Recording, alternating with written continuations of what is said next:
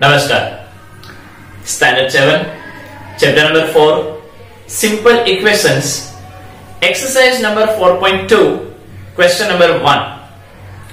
Friends, यहां पे question number 1 में आपको कुछ और फॉर्मेट में करने को कहा है, लेकिन हम हमारे जो स्टैंडर्ड मेथड है उसी को फॉलो करेंगे।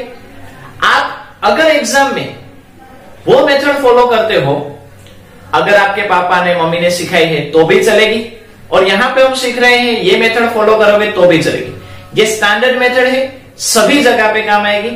एग्जाम पॉइंट ऑफ व्यू से भी ये एकदम इंपॉर्टेंट है, मतलब आप कहीं पे भी करोगे फ्यूचर में आपको यही मेथड काम आएगी, इसलिए आपको इसी मेथड को स्टिक करके चलना है। लेकिन समझ लो आप कोई दूसरी मेथड से कर रहे हो और आपका सम का आंसर वही आ रहा है तो भी आप सही होंगे। क्लियर? कोई भी सम में आप कोई भी मेथड करो वो चलता है। आपकी मम्मी ने करवाई, पापा ने कराई, भाई ने करवाई, बहन ने कराई, कोचिंग के ट्यूशन टीचर ने, कोचिंग के टीचर, ट्यूशन के टीचर ने करवाई, तो वो कोई गलत तो नहीं करवाएगा।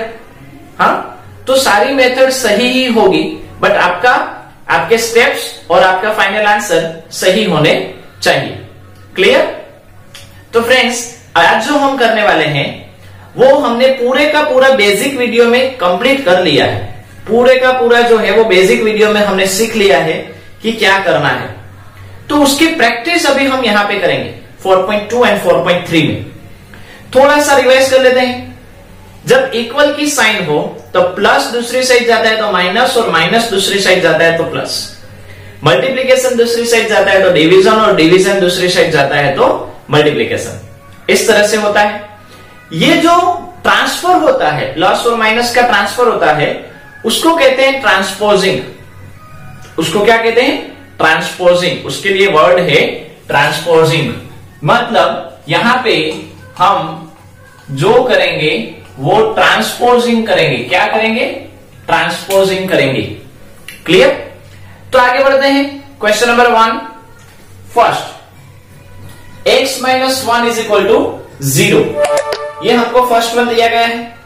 अभी x minus 1 is equal to 0, तो जैसे हमने हमारे बेसिक वीडियो में देखा था उसी तरह से हमको x की वैल्यू फाइंड आउट करनी है। तो x के साथ जो कुछ भी जुड़ा है उसको इक्वल टू के दूसरी साइड भेज दो। यहां पे -1 जुड़ा हुआ है, -1 को दूसरी साइड भेज देंगे तो वो क्या बन जाएगा? +1 बन जाएगा। तो यहां पे ये x ऐसे ही रहेगा, इक्वल टू ऐसे ही रहेंगे, 0 ऐसे ही रहेगा। कौन उठकर दूसरी साइड जा रहा है? -1 उठकर दूसरी साइड जा रहा है, तो -1 क्या बन जाएगा? +1। 0 + 1 यानी क्या हुआ? 1। 0 + 1 यानी क्या हुआ? 1। आंसर आ गया। इसी तरह से फ्रेंड्स दूसरा है x + 1 इज इक्वल टू 0। तो x के साथ जो कुछ जुड़ा है उसको दूसरी साइड भेज दो। यहां पे प्लस के फॉर्मेट में जुड़ा है, तो प्लस उस साइड जाएगा तो क्या बन जाएगा? माइनस। तो x वहीं पे, इक्वल की साइन वहीं पे, 0 वहीं पे। इसको ही हम ट्रांसपोज कर रहे हैं, तो इसके अलावा जो है वो यहीं पे रख दो। x रखा, इक्वल रखा, 0 रखा, +1 उस साइड जाएगा तो क्या आ जाएगा? माइनस। अभी हमने जैसे आपको पता है 0 हो तो कुछ भी प्लस करो या माइनस करो आंसर में फर्क नहीं पड़ता। जैसे यहाँ पे +1 था तो +1 रहा, प्लस की साइन ना लगे तो चलता है। इसी तरह यहाँ पे -1 है तो -1 आंसर आएगा। Third, x minus 1 is equal to 5। -1 जुड़ा है तो x इज इक्वल टू 5। -1 को दूसरी साइड भेज देंगे तो x ऐसे ही, इक्वल ऐसे ही, 5 ऐसे ही। -1 दूसरी साइड गया तो क्या बन गया? +1। 5 + 1 6। आंसर आ गया। Next, x minus 4 is equal to -7। तो x के साथ कौन जुड़ा है? -4। मतलब -4 को दूसरी साइड भेजना पड़ेगा। अगर -4 को दूसरी साइड भेजेंगे तो माइनस से, इसलिए वो क्या बन जाएगा? प्लस। यानी y इज इक्वल टू -7। इसको हम दूसरी साइड भेज दें तो क्या बन जाएगा? +4 बन जाएगा। अभी फ्रेंड्स दोनों की साइन कैसी है? अलग अलग। Opposite sign subtraction. 7 में से 4 जाएंगे तो 3। कौन बड़ा, 7 या 4? 7 की क्या साइन है? माइनस, तो यहाँ पे माइनस रख दो। तो y की वैल्यू क्या आई, -3। सेम जैसे यहां पे -4 y -4 is equal to -7। Sorry, यही सेम क्वेश्चन हो गया है। फिर से हम इसको ही सोल्व कर लेते हैं। y इज इक्वल टू -7, -4 उससे जाएगा तो +-3। Clear. 6th number -4 is equal to 4। y के साथ कौन जुड़ा है, -4, तो -4 को दूसरी साइड भेज देंगे तो क्या हो जाएगा, y ऐसे ही इक्वल ऐसे ही और ये 4 ऐसे, -4 उससे गया तो क्या हो गया, प्लस y 4 + 4 8। तो इसका आंसर क्या आया, 8। तो फ्रेंड्स इस तरह से with the help of transposing we found our unknown value, हमको अननोन जो वैल्यू है वो मिल सकती है। क्लियर। ये एक रिपीट हुआ वो क्वेश्चन और उसके अलावा रिमेनिंग 2 क्वेश्चंस मींस 3 क्वेश्चंस आपको अपने आप ट्राई करनी है कि हो रहा है कि नहीं। क्लियर। अभी नेक्स्ट सेकंड जो क्वेश्चन है उसी में सेम करना है। यहां पे जैसे प्लस और माइनस के फॉर्मेट में है, तो सेकंड नंबर का जो क्वेश्चन है उसमें मल्टीप्लीकेशन और डिवीजन के फॉर्म में दिया गया है। तो यहां पे भी ट्रांसपोजिंग ही, मल्टीप्लीकेशन बन जाएगा डिवीजन और डिवीजन बन जाएगा मल्टीप्लीकेशन। क्लियर। तो चलो उसको देखते हैं। पहला है 3l इज इक्वल टू 42। तो फ्रेंड्स हमने बेसिक में देखा था 3l का मतलब क्या होता है, 3 multiply by l is equal to 42। अभी मल्टीप्लाई है वो दूसरी साइड जाएगा तो क्या बन जाएगा, डिवाइड, मतलब क्या हुआ, l is equal to 42 divide by 3। Divide यानी हम नीचे लिख सकते हैं 42 का डिवीजन किसके साथ करना है, 3। मतलब ये जो 3l के साथ मल्टीप्लीकेशन में जुड़ा है उस 3 को दूसरी साइड भेज दो तो वो डिवीजन में आ जाएगा। मतलब वो ऊपर था तो कहां आ गया, नीचे। वो न्यूमेरेटर में था तो कहां आ गया, डिनोमिनेटर में। वो मल्टीप्लीकेशन से जुड़ा हुआ था तो क्या बन गया, division. I friends 42 divide by 3 करो, 3 1s are 3, 1 2 3 4s are 12। क्या आंसर आया, 14। तो आंसर हमारा क्या होगा, 14। Next b upon 2 is equal to 6। मतलब b divided by 2 is equal to 6। अभी ये डिवाइड से जुड़ा हुआ है, डिवाइड हो दूसरी साइड जाएगा तो क्या बन जाएगा, मल्टीप्लाई। तो b is equal to 6। b और 6 तो ऐसे ही है, 2 दूसरी साइड जाएगा, 6 2s are 12। आंसर आ गया।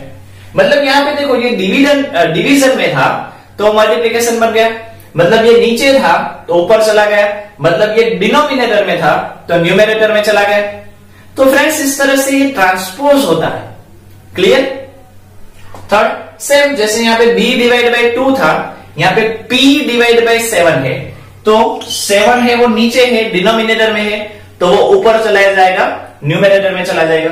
p इज इक्वल टू 4 ऐसे ही, 7 ऊपर चला जाएगा तो multiplication, 4 7s are 28। Clear. Next 4x is equal to 25।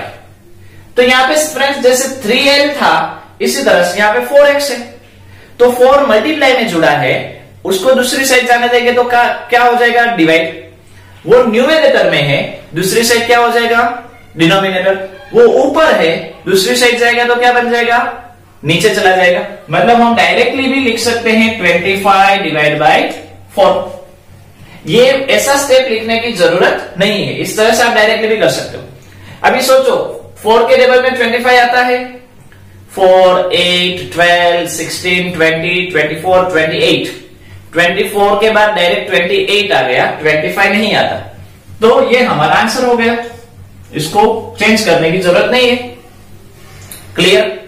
Next 8 times y is equal to 36। जैसे ये ऊपर किया वैसे ही, तो y इज इक्वल टू क्या हुआ, 36 डिवाइड बाई 8। ऊपर वाला नीचे चला गया। अभी फ्रेंड्स देखो यहां पे 8 के टेबल में 36 आता है, 8 16 24 32 40। 32 के बाद डायरेक्ट 40 आ गया, 36 नहीं आया। बट यहां पे इन दोनों का सिंप्लीफिकेशन होगा, यहां पे सिंप्लीफिकेशन नहीं हो रहा था, यहां पे होगा। जैसे कि इसको मैं लिख सकता हूं 18 into 2 sorry 9 into 4 and 2 into 4। 9 4 are 36 and 2 4 are 8। तो ऊपर का 4 और नीचे का 4 गया, आंसर क्या आया 9/2। 9/2। तो इस तरह से फ्रेंड्स सिंप्लीफाई हो रहा है तो आपको करना है। Last z/2 is equal to 5/4। Friends आपको यहां पे ये ध्यान रखना है कि इक्वल की दूसरी साइड क्या है वो निस्बत नहीं, जो वेरिएबल है उसके साथ क्या जुड़ा है वो हमको देखना है।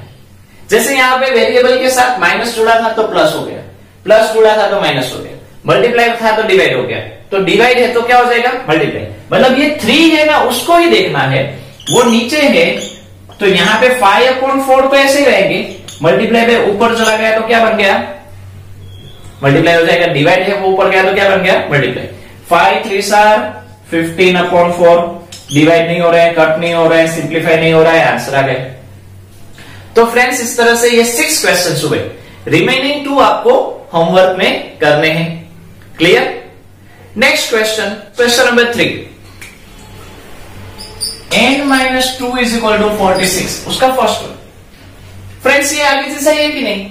n-2 is equal to 46, तो n के साथ कौन जुड़ा है -2, -2 दूसरी साइड चला जाएगा तो क्या बन जाएगा +2 बन जाएगा कि नहीं? तो n इज इक्वल टू क्या हुआ 46 + 2 48। Easy simple. अभी समझ लो कि यहां पे 3 जुड़ा होता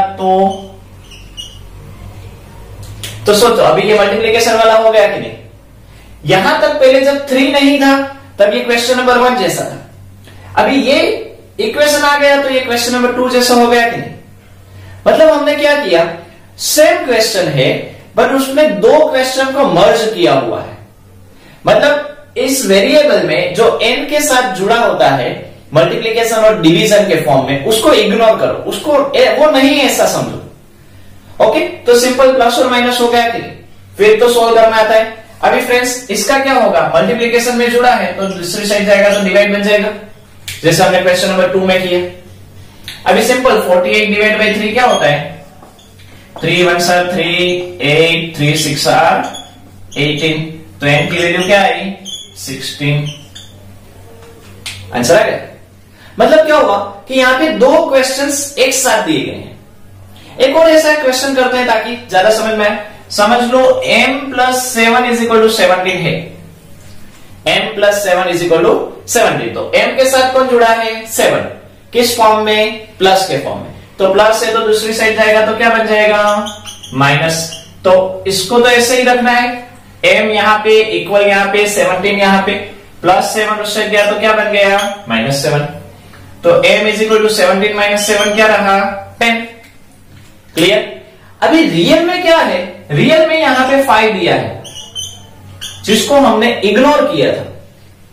अभी ये कौन सा फॉर्मेट हो गया, मल्टीप्लिकेशन वाला हो गया, तो m = मल्टीप्लाई दूसरी साइड आएगा तो डिवाइड।